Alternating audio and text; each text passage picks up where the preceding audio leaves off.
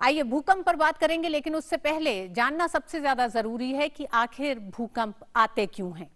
इसे समझने के लिए हमें यह भी समझना बहुत ज्यादा जरूरी है कि पृथ्वी की बनावट क्या है, और पृथ्वी की बनावट और उसके नीचे की जो हलचल है वो एक बड़े पैमाने पर किस तरह से जिम्मेदार होती है भूकंप के झटकों को। पृथ्वी को हम चार प्रमुख परतों में देख सकते हैं: inner core, outer core, mental और क्रस्ट। मेंटल और क्रस्ट का ऊपरी हिस्सा हमारे ग्रह की सबसे ऊपरी पतली परत बनता है। कई छोटी छोटी परतों से बना होता है। ये परतें एक दूसरे के ऊपर घूमती और टकराती रहती हैं।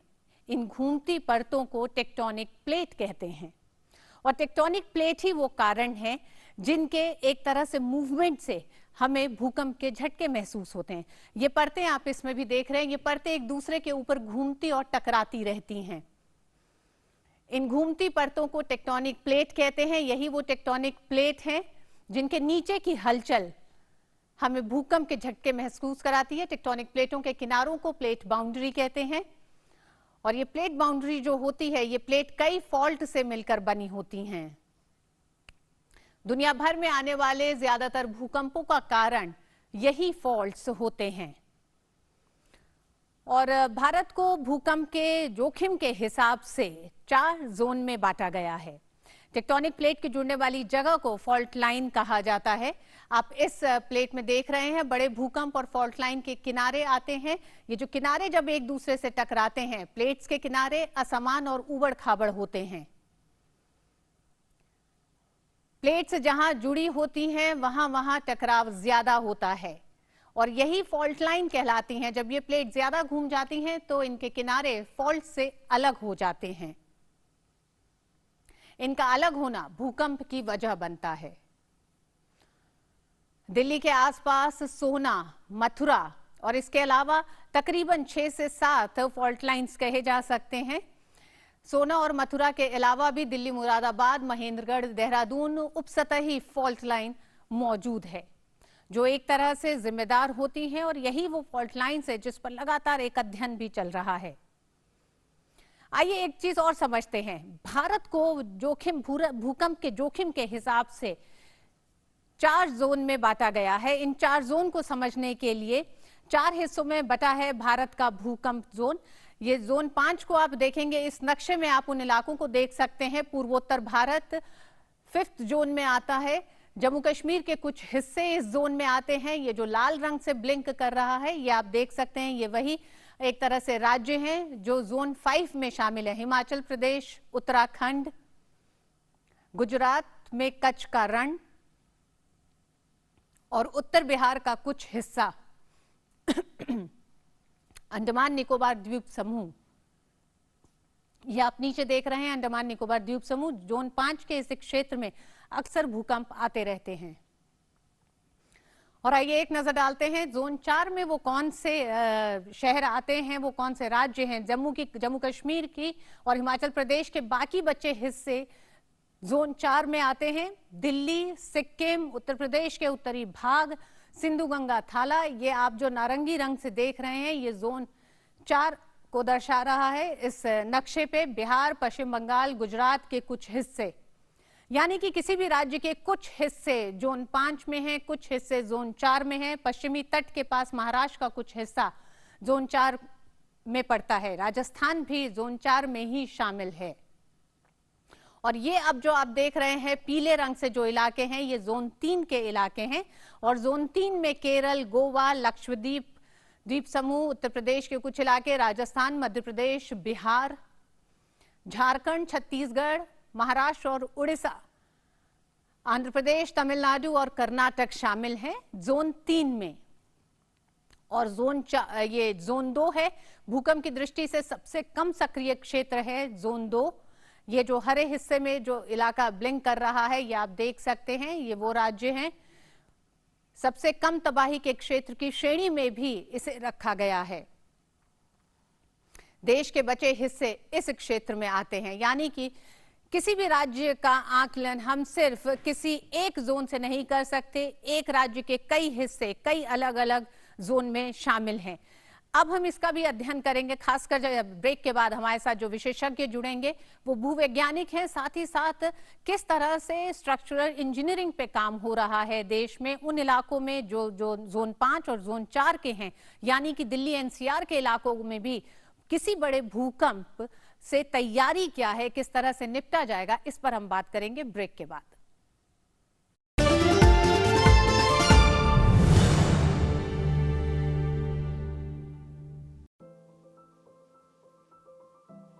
How does COVID-19 spread?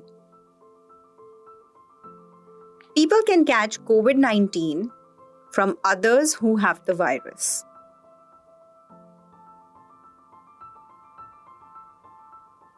The disease can spread from person to person through small droplets from the nose or mouth, which are spread when the person with COVID-19 coughs or exhales.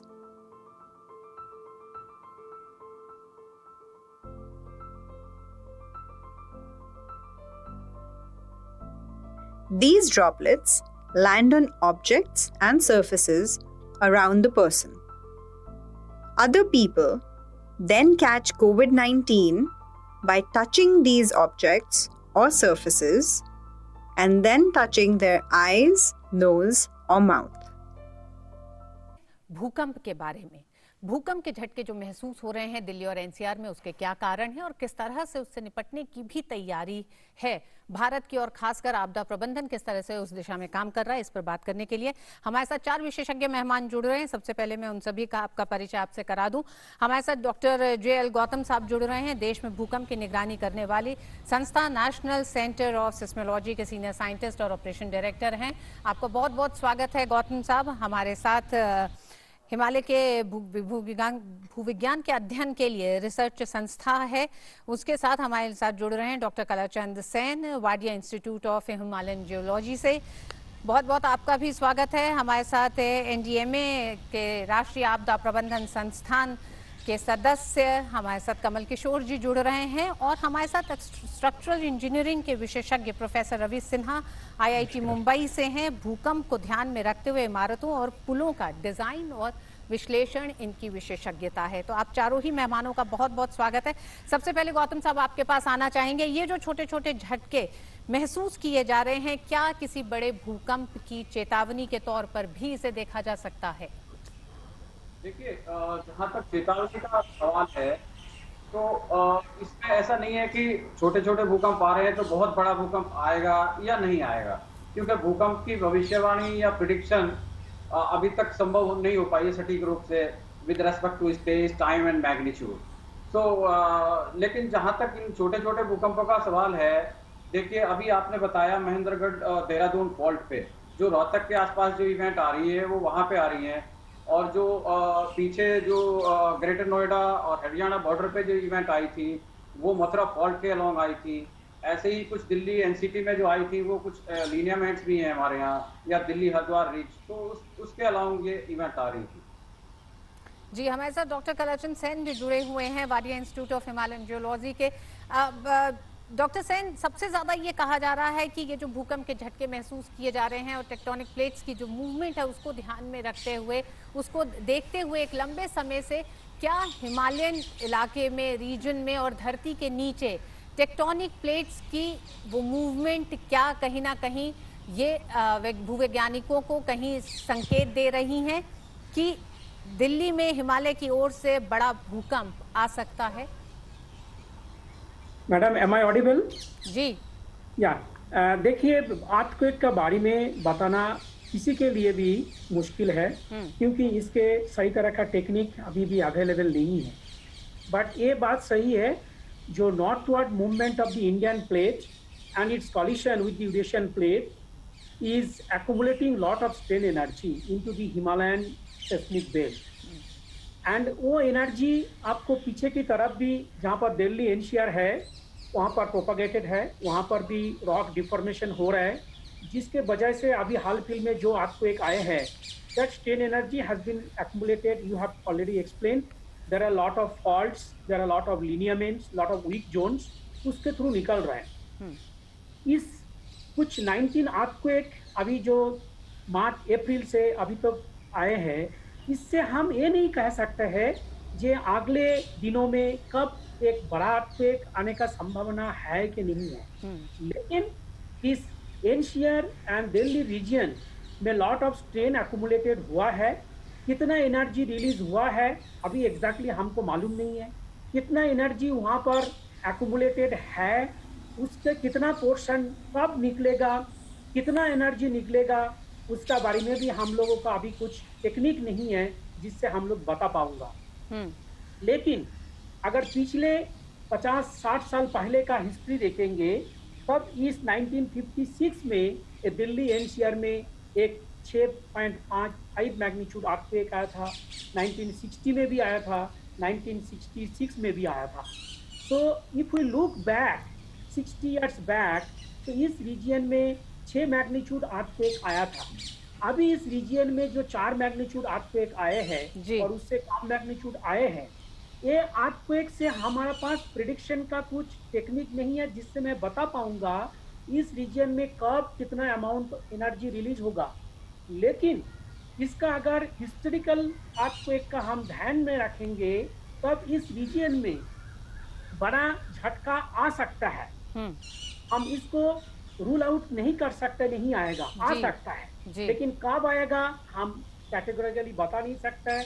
कितना amount आएगा वो भी बता नहीं सकता। हम इस आशंका से इनकार नहीं कर सकते हैं कि कोई बड़ा भूकंप इस इलाके में आने वाले भविष्य में आ सकता है, लेकिन जो हाल के लगातार जो हल्के झटके महसूस किए गए हैं वो किसी तरह के संकेत या उससे किसी तरह की कोई भविष्यवाणी पूरे विश्व में किसी भी रिसर्च के तहत कोई भी इसका दावा नहीं कर सकता है।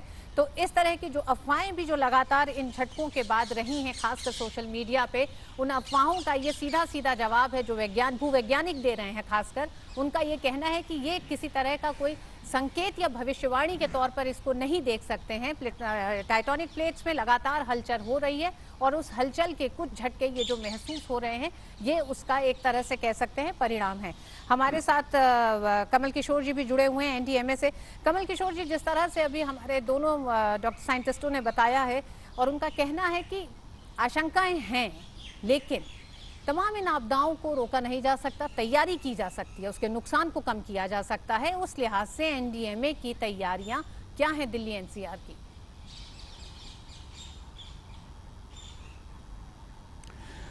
जी रितु जी, सबसे पहले तो आपका धन्यवाद, आपने हमें इस प्रोग्राम में बुलाया। जैसा कि दो विशेषज्ञों ने कहा कि दिल्ली, और आपने भी बताया पहले, दिल्ली जोन 4 में है, तो यहाँ पे भूकंप आने की संभावना हमेशा रहती है। कोई पैनिक करने की ज़रूरत नहीं है, तैयारी करने की ज़रूरत है, और कोई ऐसी भविष्यवाणी नहीं है, लेकिन हाई रिस्क जोन में हमेशा हमें तैयार रहना चाहिए। मैं दो हिस्सों में आपकी बात का जवाब दूंगा। पहले तो सरकार की और एनडीएमए की क्या तैयारी है। देखिए, एनडीएमए ने काफ़ी सालों पहले एक गाइडलाइन निकाली है कि हर स्तर पे, जनसाधारण से लेकर के, स्थानीय सरकारों से लेके, राज्य सरकारों से लेकर के केंद्र सरकार तक, हम सबको क्या करने की ज़रूरत है कि भूकंप से होने वाले नुकसान को हम कम से कम कर सकें। इसके अलावा जो हमारी एनडीआरएफ की टीमें हैं, आपको मालूम है एनडीआरएफ की 12 बटालियनें हैं।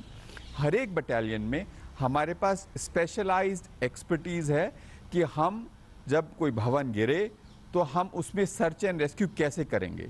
अगर कंक्रीट का एक मकान गिरता है तो उसको हम कैसे काट करके लोगों को उससे रेस्क्यू करेंगे। हमारे पास जो कैनाइंस होते हैं, जो स्पेशलाइज्ड कुत्ते होते हैं, जिनको इसकी ट्रेनिंग होती है कि वो अगर कोई व्यक्ति मलबे के अंदर दबा पड़ा है तो उसको कैसे ढूंढ निकालें, तो उसकी भी एक टीम है, उसकी भी काफ़ी ट्रेनिंग की गई है।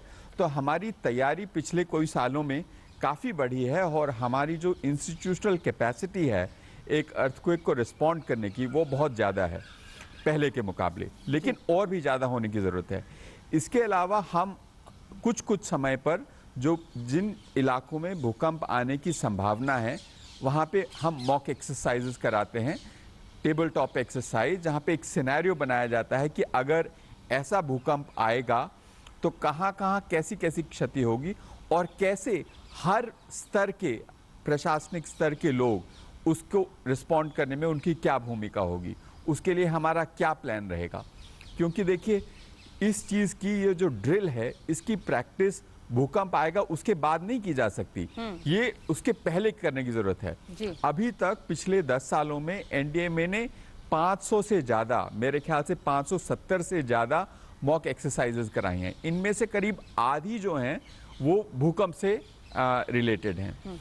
लेकिन मैं एक बात और कहना चाहूँगा कि प्रशासनिक तौर पे, सरकार के स्तर पे हम कितनी भी तैयारी कर लें, लेकिन जन साधारण की इसमें भागीदारी बहुत ज़रूरी है। बिल्कुल। और उसमें मैं 3 चीज़ें आपके प्रोग्राम के माध्यम से आपके दर्शकों को कहना चाहूँगा। जी। पहली चीज़ तो ये है कि हर घर में एक छोटा सिंपल प्लान होना चाहिए, आपका प्रिपेयर्डनेस प्लान होना चाहिए।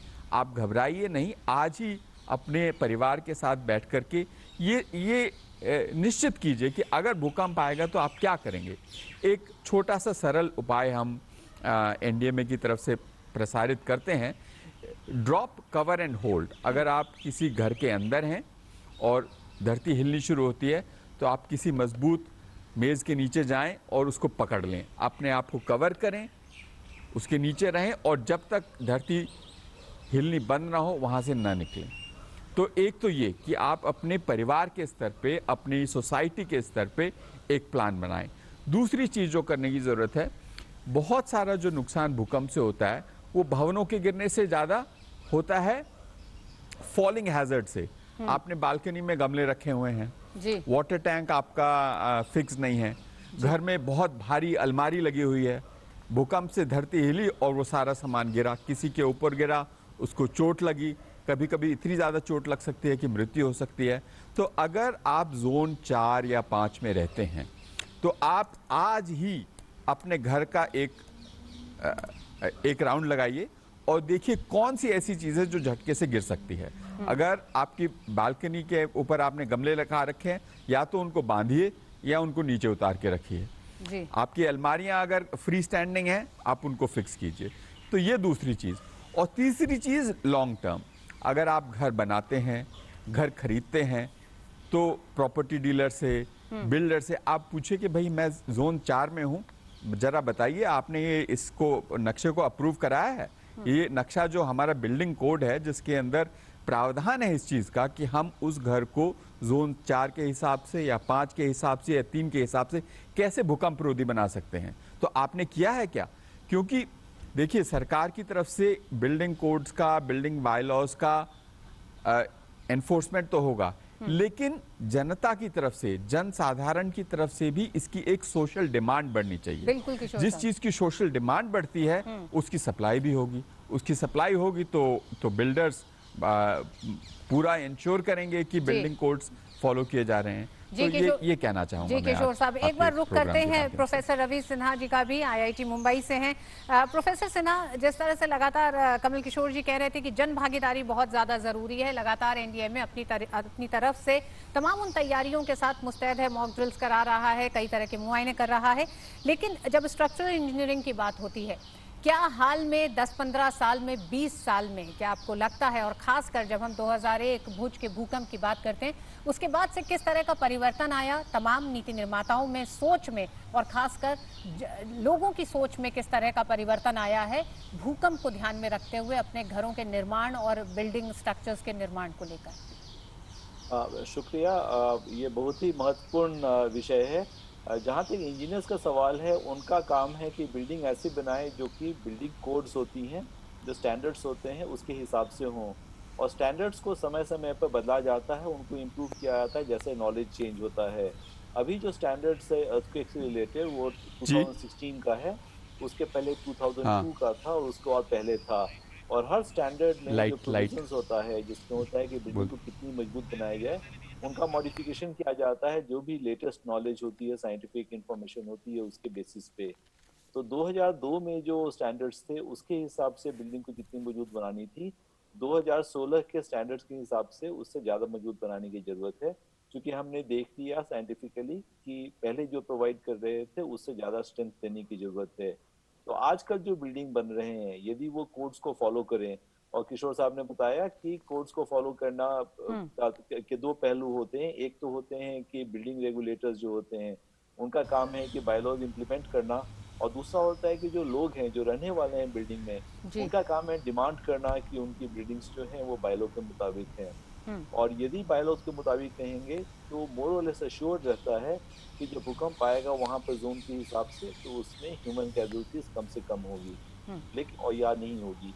लेकिन जो पुराने बिल्डिंग ऑलरेडी बने हुए हैं, वो तो पुराने स्टैंडर्ड से बने हुए थे, तो वो उतने स्ट्रांग नहीं होंगे। इसीलिए साथ साथ ये भी देखना है कि पुराने मकान में जो सबसे क्रिटिकली वीक हैं, हम्म। उनका हम कैसे रेट्रोफिट कर सकें, स्ट्रेंथन कर सकें, ताकि उसमें रहने वाले लोगों की भी लाइफ और प्रॉपर्टी पे मिनिमम डैमेज हो। जी तो ये प्रोफेसर तो जी। ये दोनों पहलुओं को साथ साथ लेके चलना पड़ेगा।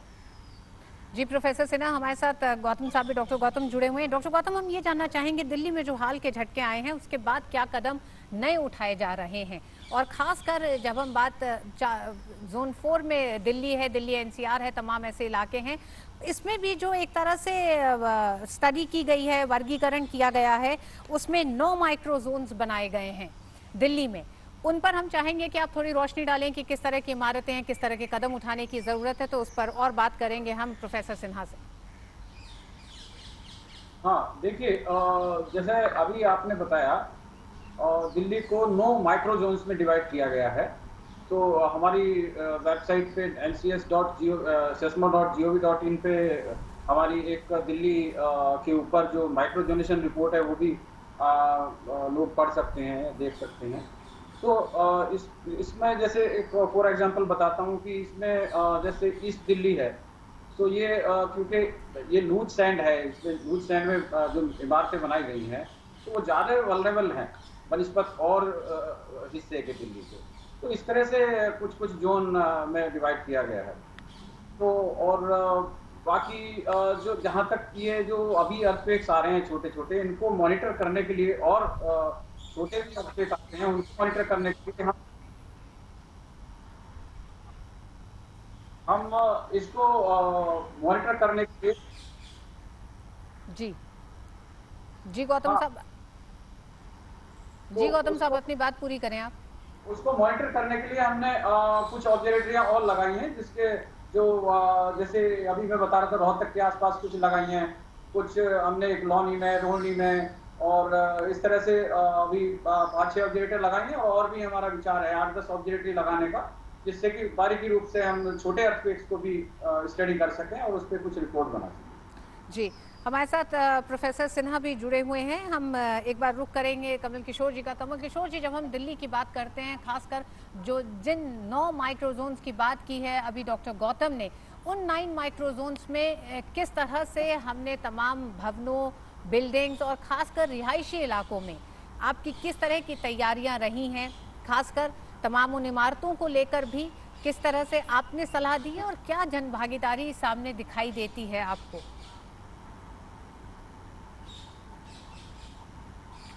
देखिए, 2016 में अगर मुझे सही याद है तो ये माइक्रो जोनेशन आया है। अब जो हमारी जो आगे की कार्यवाही है 2016 से, वो ये है कि हम, एक तो हो गया कि पूरा दिल्ली जोन 4 में है, लेकिन जोन 4 के अंदर भी, जैसा कि गौतम जी ने अभी बताया, माइक्रो जोनेशन के हिसाब से अलग अलग जगह पे थोड़ा खतरा अलग अलग है। वहाँ पे जो सॉइल की कैरेक्टरिस्टिक्स है, वहाँ पे जो जियोलॉजी है, वो अलग किस्म की है। तो जो बड़े भवन जो खास करके बन रहे हैं, उन भवनों को उस लोकल कंडीशन को ध्यान में रख करके अपना डिज़ाइन करने की ज़रूरत है। तो अब जो हमारा 2016 से जो काम चल रहा है वो ये है कि हम कैसे माइक्रोजोनेशन को यूज़फुल बनाएं, और हम जो हमारे बिल्डिंग कोड्स में जोन 4-5 लिखा है उससे भी और ज़्यादा सुदृढ़ मकान बनाएं, एकदम लोकल, एकदम स्थानीय स्तर पे जो माइक्रोजोनेशन के हिसाब से जो उसके अंदर बताया गया है उस हिसाब से हम कैसे डिज़ाइन करें। और यही काम और भी शहरों में हो रहा है। देश के 30 शहरों में माइक्रोजोनेशन का काम जारी है। माइक्रोजोनेशन के होने के बाद जो दूसरी जो प्रक्रिया है वो ये है कि उसको अर्बन प्लानर्स, आर्किटेक्ट्स, इंजीनियर्स के लिए अंडरस्टैंडेबल और यूजेबल बनाया जाए। अब किशोर साहब, हम प्रोफेसर सिन्हा का जरा रुख करेंगे। प्रोफेसर सिन्हा, हम देख रहे हैं जिस तरह से अर्बनाइजेशन हो रहा है, तमाम नए इलाके डेवलप किए जा रहे हैं, नई इमारतें रिहायशी खासकर बन रही हैं, उसमें एक बहुत बड़ा एक तरह से ये तत्व होता है कि कितना भूकंप रोधी वो इमारतें बन रही हैं। किस तरह से इसकी जांच होती है कि ये जो नियम कानून है ये महज कागजों तक सीमित ना हो, ये उन इमारतों में दिखाई भी दे? किस तरह की जांच प्रक्रिया होती है? क्या लगातार जांच की जाती है इन तमाम चीज़ों की? हमारे साथ डॉक्टर गौतम भी जुड़े हुए हैं और हमारे साथ कमल किशोर जी भी जुड़े हुए हैं। कमल किशोर जी, अगर आप इस सवाल का जवाब देना चाहें।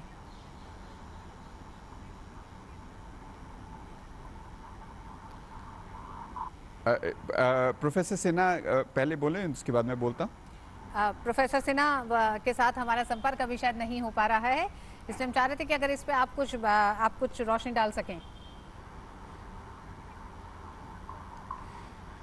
देखिए, एक जो भूकंप रोधी जो हम काम करते हैं, उसमें एक जो कॉन्सेप्ट है वो ये है कि risk sensitive land use planning.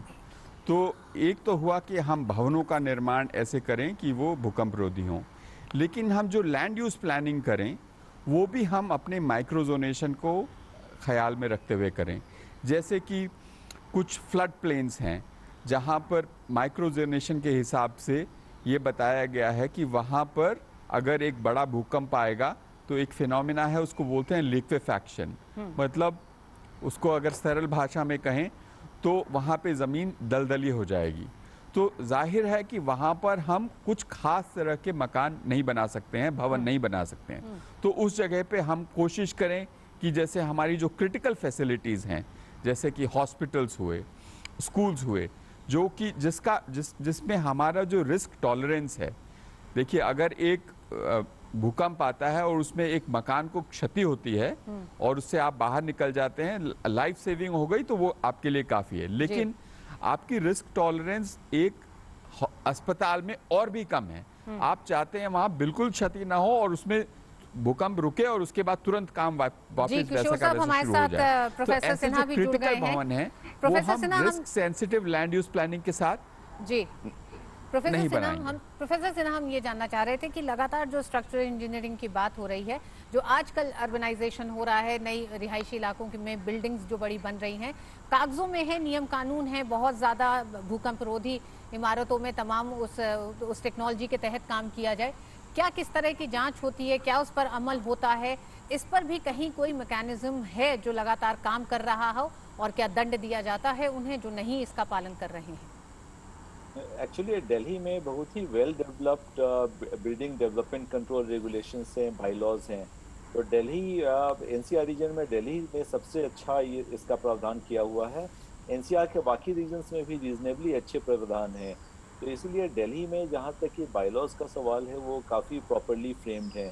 Problem आ जाती है कि उसकी इम्प्लीमेंटेशन करने का प्रोसेस क्या है। तो यहाँ पे काफ़ी कॉम्प्लिकेशंस हो जाते हैं। इसलिए भी चूँकि ये जो प्रावधान है उनको इंजीनियर्स द्वारा इम्प्लीमेंट करने के लिए इंजीनियर्स को काफ़ी अच्छी नॉलेज होनी चाहिए। और कई बार इंजीनियर्स जिस समय वो पास करके निकले उस समय ये करिकुलम में नहीं था, चूँकि ये सब नॉलेज था भी नहीं। तो वो लोग कितनी अच्छी तरीके से अपने आप को अप टू डेट रखे हुए हैं उस पर डिपेंड करता है कि उनके जो बनाए हुए डिज़ाइंस वगैरह हैं वो कितने अच्छे होंगे। तो गवर्नमेंट ऑफ इंडिया और प्रोफेशनल सोसाइटीज़ भी रेगुलरली इनके नॉलेज अपग्रेडेशन के लिए प्रोविजंस करती रहती हैं, प्रोग्राम्स करते रहते हैं। तो ये एक बहुत इंपॉर्टेंट स्टेप है जो कि करने की ज़रूरत है। दूसरा है कि हर तरह की बिल्डिंग इक्वली एट रिस्क नहीं होते।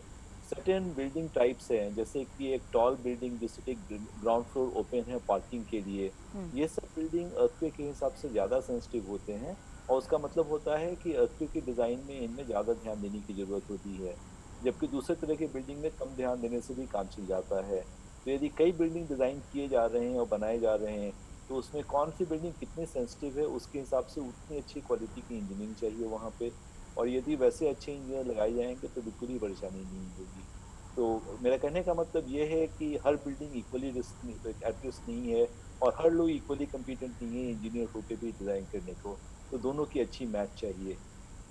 डॉक्टर सेन, एक तरफ तो हम उन बड़ी इमारतों की बात कर रहे हैं, लेकिन क्या लोगों में भी ये जागरूकता देखी गई है? माफ करिएगा प्रोफेसर सिन्हा, आपसे जानना चाह रहे थे, क्या ये जागरूकता देखी गई है लोगों में कि जब अपने घरों को बना रहे हैं तो इसको ध्यान में रखते हुए कि अगर भूकंप आता है तो किस तरह से उन्हें अपने घर का निर्माण करना है, उसमें वो क्या टेक्निक इस्तेमाल करनी है, क्या इस पर अब लोग काम करना शुरू कर चुके हैं?